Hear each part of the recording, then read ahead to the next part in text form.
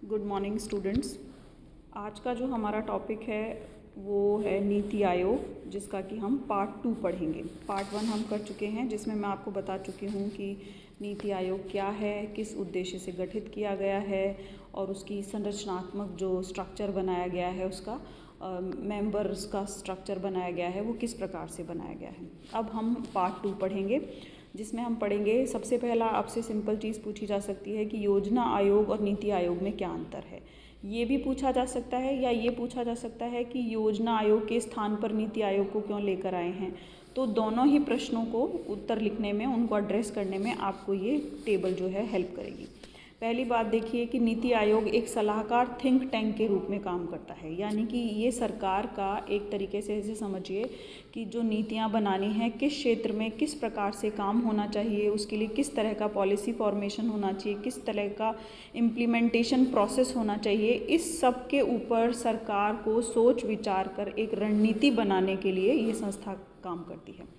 जबकि योजना आयोग जो था उसे संवैधानिक दर्जा मिला हुआ नहीं था, लेकिन वो काम उसी प्रकार से करता था जिस प्रकार से एक संवैधानिक निकाय काम करते हैं, संवैधानिक संस्थाएं काम करती हैं। जैसा कि आप जानते हैं, संवैधानिक संस्थाएं जो होती हैं उनके अधिकार और उनकी जो पावर होती है वो संविधान में लिखित होती है और उसी हिसाब से वो काम करती हैं। नीति आयोग, दूसरा जो महत्वपूर्ण अंतर है, नीति आयोग सदस्यों की व्यापक विशेषज्ञता पर बल देता है, जबकि योजना आयोग में सीमित विशेषज्ञता थी। जब हमने पिछले बार पार्ट में हमने इसका स्ट्रक्चर पढ़ा था, तो आपको मैंने बताया था कि कितने सारे डिफरेंट क्षेत्रों से इसमें विशेषज्ञ लिए जा रहे हैं। बहुत सारे को प्रधानमंत्री स्वयं आमंत्रित करते हैं। जिस भी क्षेत्र के लिए रणनीति तैयार करनी हो, उस क्षेत्र के विशेषज्ञों को इसमें बुलाया जाता है। फिर नीति आयोग, तीसरा पॉइंट है, नीति आयोग सहकारी संघवाद की भावना पर काम करता है और राज्यों की समान भागीदारी इसमें सुनिश्चित की गई है। इसकी जो इसका शासी निकाय है उसमें राज्यों को बराबर भागीदारी है, जबकि योजना आयोग में राज्यों की भागीदारी बहुत कम थी। देखिए, स्ट्रक्चर जो था उसमें तो भागीदारी थी, मतलब दिखता था, लेकिन जब जो योजना आयोग की वार्षिक बैठकें होती थी उसमें जनरली राज्य भी बहुत ज़्यादा इंटरेस्ट नहीं रखते थे और योजना आयोग भी इंटरेस्टेड नहीं था कि राज्य आएँ। तो बहुत ज़्यादा भागीदारीपूर्ण जो था माहौल इसका नहीं था। चौथा पॉइंट है, नीति आयोग में प्रधानमंत्री द्वारा नियुक्त सचिवों को सीईओ के रूप में जाना जाता है, जबकि योजना आयोग में सामान्य प्रक्रिया के माध्यम से इनको नियुक्त किया जाता था। सीईओ मतलब चीफ एग्जीक्यूटिव ऑफिसर, यानी कि कार्यकारी जो ऑफिसर हैं उनके रूप में उनको नियुक्त किया जाता है, ना कि सचिव के रूप में। सचिव मतलब निर्देशन प्रक्रिया पर ज़्यादा काम करने वाली जो पोस्ट होती हैं वो सचिव की पोस्ट होती हैं, जबकि एग्जीक्यूटिव पे काम करने के लिए जो पोस्ट होती हैं उन्हें सीईओ कहा जाता है। NITI Aayog bottom up approach पर काम करता है, यानी कि ये नीचे से योजनाएं बनकर ऊपर जाएं और फिर उसका एक संपूर्ण खाका तैयार हो, इस व्यवस्था पर काम करता है। जबकि योजना आयोग टॉप डाउन अप्रोच पर काम करता था। ये एक बहुत बड़ा अंतर है। आप चाहें तो लिखते वक्त इसको सबसे पहले लिख सकते हैं। जो टॉप डाउन अप्रोच क्या होती है कि सेंट्रल लेवल पर बैठकर, ऊपर केंद्र के स्तर पर बैठकर योजनाएं बना दी गई हैं कि इस राज्य के इस क्षेत्र में, इस गांव में या इस ज़िले में ये समस्या है, तो उसके लिए इस तरह से काम करना चाहिए। तो ये ज़्यादा अच्छे से काम क्यों नहीं कर पाती है? क्योंकि ऐसा माना जाता है कि स्थानीय समस्याओं को स्थानीय लोग ही ज़्यादा अच्छे से समझते हैं और उनके समाधान की बहुत सारे परंपरागत उपाय भी होते हैं जो कि उन्हीं लोगों को ज़्यादा पता होते हैं। तो बॉटम अप अप्रोच जो होती है, चाहे वो पॉलिसी मेकिंग में हो या पॉलिसी इम्प्लीमेंटेशन में हो, वो ज़्यादा अच्छी रहती है। नीति आयोग को नीतियां लागू करने का अधिकार नहीं है, जबकि योजना आयोग नीतियां बनाता था, उसके लिए धन आवंटित करता था और फिर उन्हें लागू करने के टाइम पर सुपरविजन भी रखता था। नीति आयोग को धन आवंटित करने की शक्तियां भी नहीं हैं। दोनों ही शक्तियां इसे नहीं दी गई हैं। ना तो ये धन आवंटित करता है, ना ही ये नीतियां लागू करवाता है। ये काम मंत्रालयों को दे दिए गए हैं। मंत्रालय के स्तर पर वो पहुंचा देते हैं कि हमने आपके लिए स्ट्रेटजी बना दी, अब उस पर उन्हें किस तरह से इम्प्लीमेंट करना है और किस तरह से उसका खर्चा करना है, ये सारा अधिकार जो होता है वो नीति आयोग के पास होता है। जबकि योजना आयोग जो है, इसे मंत्रालयों और राज्य सरकारों को धन आवंटित करने की शक्तियाँ प्राप्त थी। अब हम पढ़ेंगे कि नीति आयोग के द्वारा अब तक क्या क्या महत्वपूर्ण कार्य किए गए हैं। आपसे ये क्वेश्चन पूछा जा सकता है कि नीति आयोग को बने हुए लगभग 5 साल होने वाले हैं या हो गए हैं 5 साल, तो अब तक उसकी क्या उपलब्धियां रही हैं, उसने किन किन क्षेत्रों के लिए काम किया है, या एक थिंक टैंक के रूप में जो उसकी गठन किया गया था, क्या वो उस पर खरा उतरा है। क्या आपसे ऐसा प्रश्न पूछा जाए तो आपको उसके उत्तर में क्या लिखना है।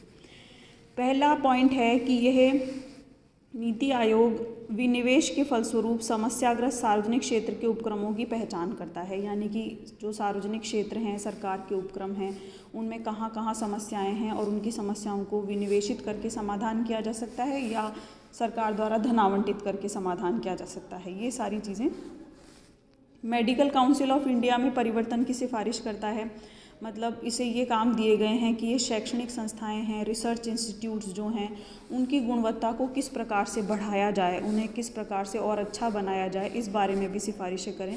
तो ये बहुत सारे इंस्टीट्यूशंस पे काम कर रहा है। क्योंकि मेडिकल काउंसिल ऑफ इंडिया के लिए ये रिपोर्ट दे चुका है, इसीलिए उसका नाम ज़्यादा प्रोमिनेंटली आता है। केंद्र सरकार एक कैशलेस अर्थव्यवस्था बनाना चाहती है। आप जानते हैं डिजिटल पेमेंट को बहुत ज़्यादा बढ़ावा दे रही है, तो उसको किस प्रकार से संचालित किया जाए, कौन कौन से पेमेंट मोड्स को जो है वो ज़्यादा अपनाया जाना चाहिए, उनमें जो थ्रेट्स आ रहे हैं, समस्याएं आ रही हैं, उन्हें किस प्रकार से दूर किया जाना चाहिए। इसके अलावा राष्ट्रीय विमानन नीति और नई ऊर्जा नीति पर इसने जानकारी, मतलब इसने बाकायदा नई ऊर्जा नीति पर एक विजन डॉक्यूमेंट बनाकर सरकार को दिया है। उसके अलावा ई कॉमर्स हेतु प्रत्यक्ष विदेशी निवेश नीति तैयार करने में भी इसने बहुत महत्वपूर्ण भूमिका निभाई है। फिर नीति आयोग ने पिछले साल ही अंतर्राष्ट्रीय स्तर की एक व्याख्यान माला भी आयोजित की थी, जिसमें माइक्रोसॉफ्ट के संस्थापक बिल गेट्स जो थे वो मुख्य वक्ता के रूप में शामिल हुए थे। और इस भारत ऊर्जा सुरक्षा परिदृश्य 2047, देखिए नई ऊर्जा नीति जो ऊपर लिखा हुआ है वो विजन डॉक्यूमेंट जो था उसका नाम है भारत ऊर्जा सुरक्षा परिदृश्य 2047। ये नाम है जो विजन डॉक्यूमेंट नीति आयोग ने बनाकर दिया है उसका, तो उसने वो भी प्रकाशित किया है।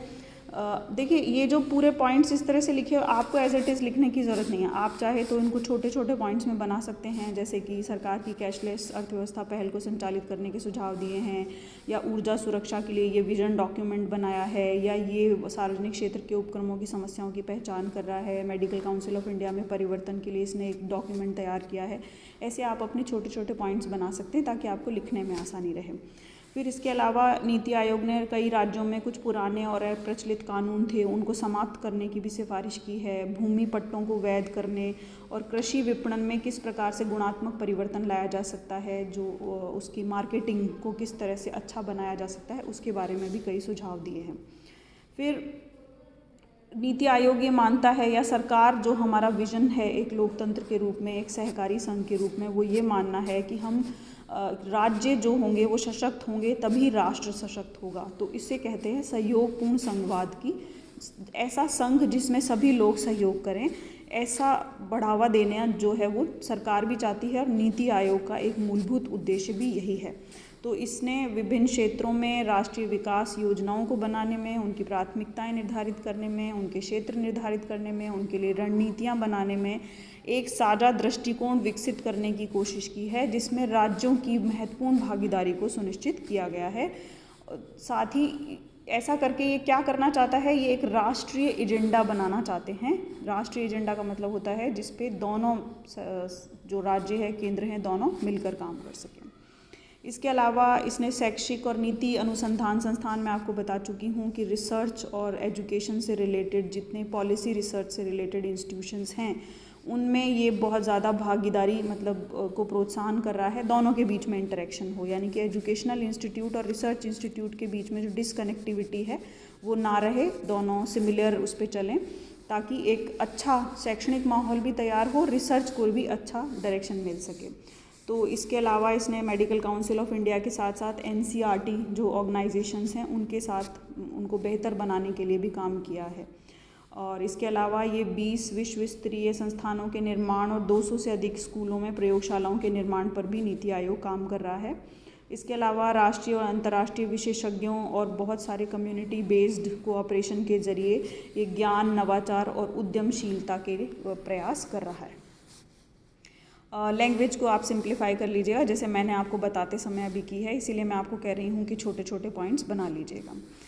इसके अलावा देखिए नीचे के पॉइंट को हम पहले पढ़ेंगे, जो कि इसका वो दूसरी जगह से मुझे मिला था, लेकिन आप इसको उसकी उपलब्धियों में लिख सकते हैं कि नीति आयोग ने अवसंरचना के विकास के तथा सार्वजनिक निजी भागीदारी की पुनर्स्थापना के लिए, यानी कि किस तरह से इंफ्रास्ट्रक्चर डेवलपमेंट किया जाए और पीपीपी मोड पे जो प्रोजेक्ट्स होते हैं जिन्हें कि सार्वजनिक निजी भागीदारी के मॉडल के आधार पर विकसित किया जाता है, उनको किस प्रकार से स्थापित किया जाए। इसके अलावा केंद्र राज्य साझेदारी मॉडल, जिसमें राज्यों को विकास सहायता सेवाएं दी जाती हैं, और मानव पूंजी परिवर्तन यानी कि जो ह्यूमन कैपिटल है उसके डेवलपमेंट के लिए जो प्रोग्राम है उसमें राज्यों को तकनीकी सहायता किस प्रकार की जाए, इसके लिए भी इसने पहल की है। इसके अलावा क्षेत्रीय विकासात्मक असंतुलन को दूर करने के लिए, यानी कि विभिन्न जो भारत के क्षेत्र हैं उनके बीच में जो डेवलपमेंटल डिस्पैरिटी है, मतलब जो विकास एक क्षेत्र में बहुत अच्छा है जैसे कि पंजाब और जो गुजरात और साउथ के जो हमारे राज्य हैं वो काफ़ी अच्छे विकसित हो गए हैं, इंफ्रास्ट्रक्चर बहुत अच्छा है, इकोनॉमी बहुत अच्छी है, सोशल सर्विसेज भी बहुत अच्छी हैं। लेकिन अगर हम उत्तर की तरफ आएँ तो उत्तर प्रदेश है, बिहार है, राजस्थान है, ये थोड़े पिछड़े हुए हैं कंपैरेटिवली सभी चीज़ों में। इंफ्रास्ट्रक्चर भी उतना अच्छा नहीं है, इकोनॉमी भी इतनी ज़्यादा अच्छी नहीं है, सोशल सर्विसेज भी अच्छी नहीं है। तो इसको ध्यान किस तरह से दूर किया जा सकता है, इसके क्षेत्र में काम करना शुरू किया है। और शुरुआत कहाँ से की है? उत्तरी पूर्वी राज्यों और द्वीप समूह और जो हिमालयी राज्य हैं, इसने रीजन आइडेंटिफाई कर लिए हैं कि सबसे पहले हम, क्योंकि वो बहुत ज़्यादा पिछड़े हुए हैं हमारे देश में, जो उत्तर पूर्व के राज्य हैं, जो 7 सिस्टर्स हैं वो, और द्वीप राज्य जैसे कि दमन दीव है, अंडमान निकोबार द्वीप समूह है, लक्षद्वीप है, पौंडीचेरी है, ये जो द्वीप राज्य है, पौंडीचेरी द्वीप राज्य नहीं है, तो इनको किस तरह से, और जो पहाड़ी रीजन के हैं जो उत्तराखंड है और हिमाचल प्रदेश है, वो जो क्षेत्र हैं उनमें किस प्रकार से ज़्यादा विकास को बढ़ावा दिया जाए, इसके लिए विशेष कदम उठाए जाएं, इनकी विशिष्ट बाधाओं की पहचान की जाए और इसके लिए विशेष मंचों का गठन करना, यानी कि उस क्षेत्र विशेष में काम करने वाले जो विशेषज्ञ हैं उनके साथ मिलकर पहचान की जाए और फिर समस्याओं का समाधान किया जाए। इतना सारा पॉइंट आप लिख सकते हैं। अब तक के नीति आयोग की उपलब्धियों में आपसे पूछा जाए नीति आयोग का क्या महत्व है, या नीति आयोग के क्या उपलब्धियां हैं, नीति आयोग ने अब तक क्या काम किए हैं, नीति आयोग का विश्लेषण, आप सभी इन पॉइंट्स को कहीं भी लिख सकते हैं। उसके अलावा फिर देखिए निष्कर्ष में कि नीति आयोग अपने सराहनीय प्रदर्शन के द्वारा सरकार के लिए एक समस्या निवारण तंत्र के रूप में उभरा है। समस्या निवारण तंत्र मतलब सरकार ने उसको ये ड्यूटी दी है कि जो भी क्षेत्र हैं जिनमें बहुत ज़्यादा समस्याएं आ रही हैं उनको किस प्रकार से दूर किया जाए, इसके लिए आप हमें सलाह देंगे। तो वो काम ये बहुत अच्छे से कर रहा है, लेकिन इसकी उपलब्धियां उस अनुपात में कम हैं जिस अनुपात में उससे उपेक्षा की गई थी।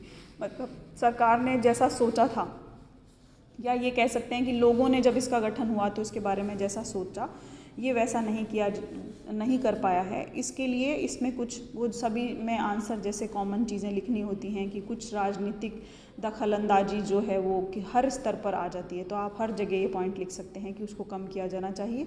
और कुछ क्रियान्वयन संबंधी समस्याएं, अगर इनके बीच में कुछ प्रोसीजरल प्रॉब्लम भी आ रही हों, टेक्निकल प्रॉब्लम तो खैर क्या ही आएंगी, तो उनको भी दूर करने में अगर किया जाए तो ये बहुत अच्छे से काम कर पाएगा। इसके अलावा देखिए ये एक नीचे पेज है जो मुझे अच्छा लगा, तो पहला पैराग्राफ जो है देखिए उसको पढ़िए। भारत सरकार द्वारा योजना आयोग के स्थान पर NITI Aayog national institution for transforming India नामक नए संस्थान का गठन किया गया है। यह संस्थान सरकार के थिंक टैंक के रूप में सेवाएं प्रदान करने और उसे निर्देशात्मक एवं नीतिगत गतिशीलता प्रदान करने का प्रयास कर रहा है। ये लाइन एज इट इज़ उठाकर आप लिख सकते हैं अगर आपसे ये पूछा जाता है कि नीति आयोग के गठन का क्या उद्देश्य है। आपसे एक छोटा प्रश्न पूछा जाए तो आप इन लाइनों को, 4 लाइनों को सीधा सीधा लिख सकते हैं। उसके अलावा अगर आलोचनात्मक विश्लेषण पूछें तो आप ये बताएंगे कि नीति आयोग में क्या कमियां हैं और उन्हें किस तरह से दूर किया जाना चाहिए। तो विशेषज्ञों मतलब क्या क्या बिंदु हैं जिनके बारे में हम सलाह दे सकते हैं। नीति आयोग को शोधपरक दृष्टिकोण के साथ आगे बढ़ाया जाना चाहिए था, मतलब जो वाइड एरियाज़ इसको दे दिए हैं उनमें कोशिश करनी चाहिए थी कि ज़्यादा प्रॉब्लमेटिक एरियाज़ पर ये पहले काम करे और बाद में काम करें। वर्तमान स्थितियों में इसके रणनीतिक और प्रक्रियागत आधारों में स्पष्टता की कमी है, इसके मार्ग में बाधाएं उत्पन्न हो रही हैं। मतलब जिस तरह की स्ट्रेटजी बनानी है और जिस तरह की प्रक्रियागत समस्याएं ये फेस कर रहा है उनमें जटिलता बहुत ज़्यादा दिख रही है, तो वो स्पष्ट होनी चाहिए थी। नीति आयोग के पास अपने पूर्ववर्ती योजना आयोग के समान केंद्रीय और राज्य सरकारों मंत्रालयों के लिए वित्तीय संसाधनों के आवंटन का अधिकार नहीं है। तो इससे इसकी शक्तियां भी बहुत कम हो गई हैं, जिसके पास पैसा आवंटित करने के लिए नहीं है, उसकी सलाहों को कोई बहुत संस्था या मंत्रालय या राज्य सरकार बहुत गंभीरता से लेगी, इस बात पे थोड़ा शक है। क्योंकि अभी ये चल रहा है प्रोसेस, हो सकता है कुछ सालों बाद हमें पता चले कि नहीं सभी राज्य बहुत अच्छे से ले रहे हैं, तो ये पहले से नहीं कहा जा सकता है। इसके अलावा योजना आयोग के समान भूमिका का निर्वहन नहीं कर पा रहा है। क्यों नहीं कर पा रहा है? यही सबसे बड़ा कारण है, क्योंकि इसके पास धन आवंटन की शक्ति तो है ही नहीं। जिसके पास धन आवंटन की शक्ति नहीं है, वही बात है कि उसकी भूमिका अपने आप कम हो जाती है, या फिर ये कह सकते हैं कि भूमिका में उतना दबाव नहीं रह जाता है। इस दिशा में एक प्रभावी तंत्र की पहचान किए जाने की आवश्यकता है, जो नीति आयोग को क्रियान्वयन के स्तर पर सहयोग प्रदान कर सके। ये सुझाव सारे आप नीति आयोग की उसमें दे सकते हैं कि इसके इस स्ट्रक्चर को या इसकी कार्यप्रणाली को, इसकी प्रक्रियाओं को और अधिक मजबूत बनाने के लिए, इसकी भूमिका को और अधिक प्रभावी बनाने के लिए, और ये इसके में क्या सुझाव दिए जा सकते हैं। तो ये आपका नीति आयोग का चैप्टर कंप्लीट होता है। Thank you so much.